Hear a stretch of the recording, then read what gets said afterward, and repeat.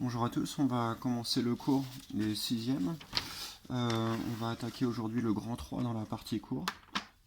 Donc on va faire ça sous forme de vidéo. Moi-même je vais écrire et je veux vraiment que vous écriviez parce qu'en écrivant on apprend aussi. Donc on commence avec le grand 3, quadrilatère.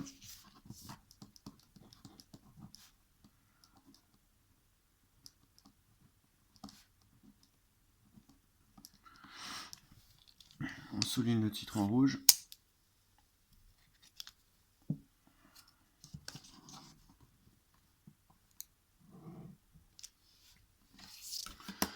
On va commencer par du vocabulaire à connaître, donc à savoir comment nommer un quadrilatère. On l'avait déjà vu une fois quand on avait commencé les périmètres. Ensuite, on verra les côtés opposés consécutifs, sommet opposé, sommet consécutif, et les diagonales d'un quadrilatère. Alors, petit 1, vocabulaire.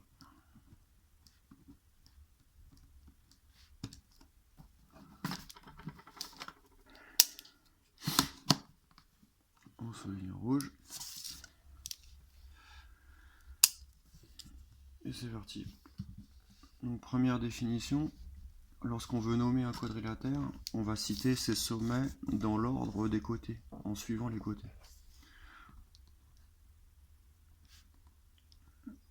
Pour nommer un quadrilatère, virgule, il suffit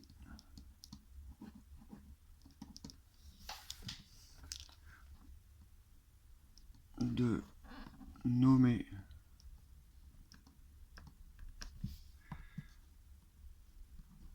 les sommets dans l'ordre en suivant l'ordre des côtés.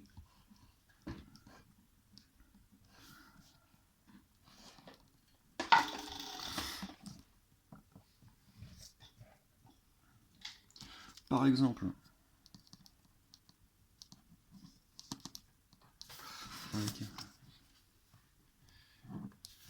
donc si je dessine un quadrilatère, on fait toujours les figures au crayon, je rappelle ça parce que tout le monde ne le fait pas. Lorsque je trace un quadrilatère quelconque,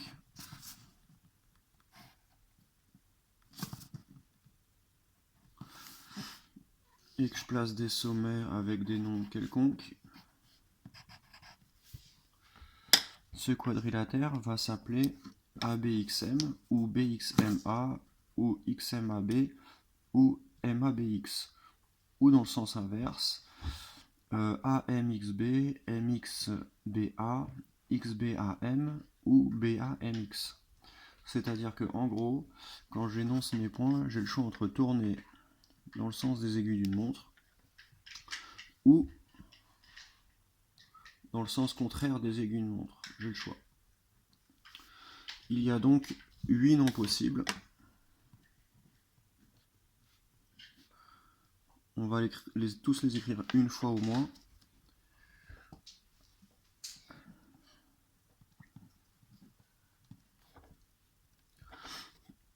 Premier nom, ABXM.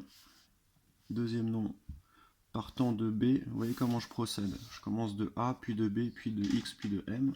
Et je vais citer ici les 4 premiers noms en tournant dans le sens des aiguilles d'une montre. Comme ça, je serai sûr de ne pas en oublier. X, M, A, X, M, A, B. Et le dernier point, à partir duquel je n'ai pas démarré, c'est le M, A, B, X.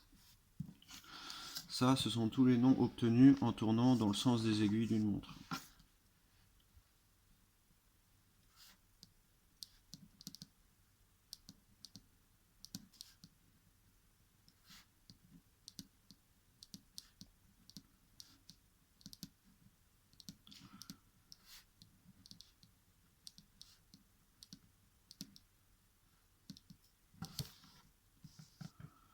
Et puis à droite,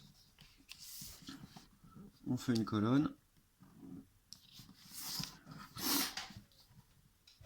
Et on va écrire tous les noms, partant pareil de A, B, X, M, mais cette fois en tournant dans le sens contraire des aigus, c'est-à-dire A suivi de M, suivi de X, suivi de B, ensuite B, suivi de A,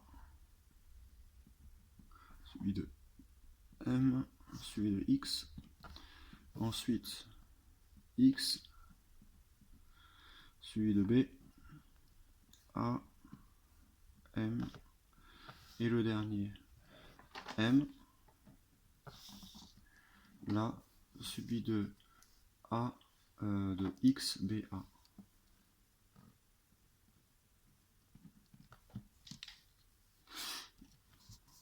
Ces 4 derniers noms, donc je les ai obtenus en tournant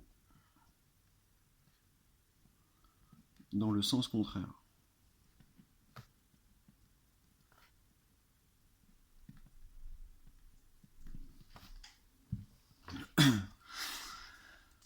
Alors, il peut y avoir une petite différence, enfin c'est pas une différence, c'est une petite particularité lorsqu'on a affaire à des quadrilatères croisés. Donc un quadrilatère croisé, on prend le crayon, on va le dessiner. Pour le faire le schéma d'un quadrilatère croisé, je forme une croix. J'ai un quadrilatère quelconque. Je place des sommets de la même façon au hasard.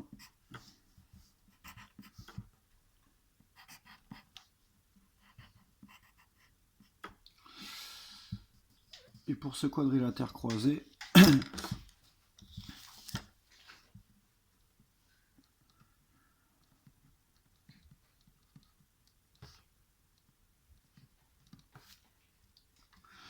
quand on va le nommer, il va falloir faire attention à bien suivre les côtés.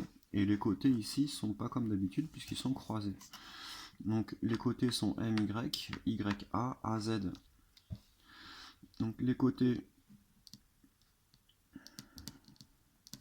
sont de points MY, YA. Ensuite AZ et MZ. Et on remarque donc que dans les quadrilatères croisés, les côtés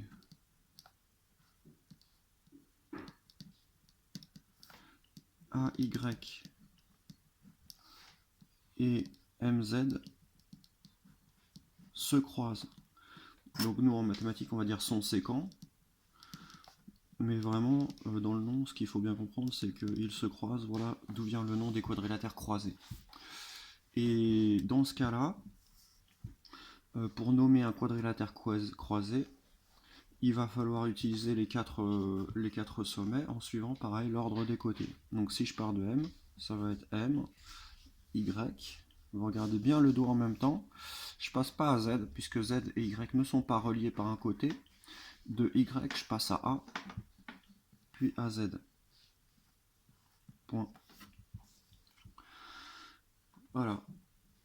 Donc ça, c'est pour le vocabulaire des quadrilatères en général. On va juste encadrer la définition du nom des quadrilatères en haut. Donc ici, on encadre ça en rouge.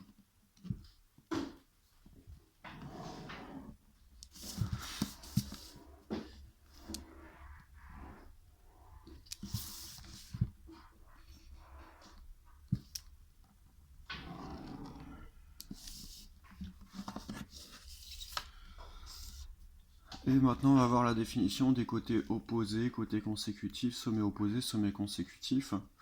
On va voir ces 4 notions-là avec des exemples, parce qu'à écrire en définition, ça serait long et très embêtant. Du coup, on va partir de 2 exemples. Un exemple de quadrilatère croisé et un exemple de quadrilatère normaux, entre guillemets. Donc ici, il me reste que ça comme place. Je vais passer au dos parce que je ne vais pas avoir la place de noter les 4 notions d'un coup. Je tourne la feuille et faites pareil si c'est votre cas.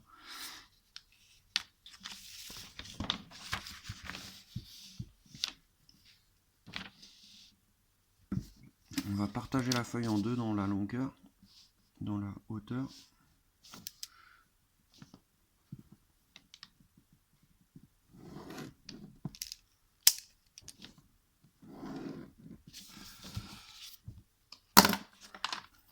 on va tracer un quadrilatère non croisé à gauche.